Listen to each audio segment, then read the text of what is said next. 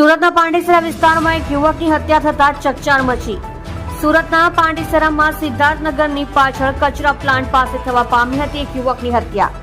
25 વર્ષીય કિરણસિંહ નામક યુવકની કરવામાં આવી હત્યા। મૃતક કરણસિંહને માથાના ભાગે બોધડ પદાર્થ વડે હુમલો કરી હત્યા નિપજાવવામાં આવી હોવાનું સૂત્રો દ્વારા માહિતી મળી। સુરતની પાંડેસરા પોલીસનો કાફલો અને ઉચ્ચ અધિકારીઓનો કાફિલો ઘટના સ્થળ પર આવી હત્યાનો ગુનો નોંધી આગળની વધુ તપાસ હાથ ધરી છે।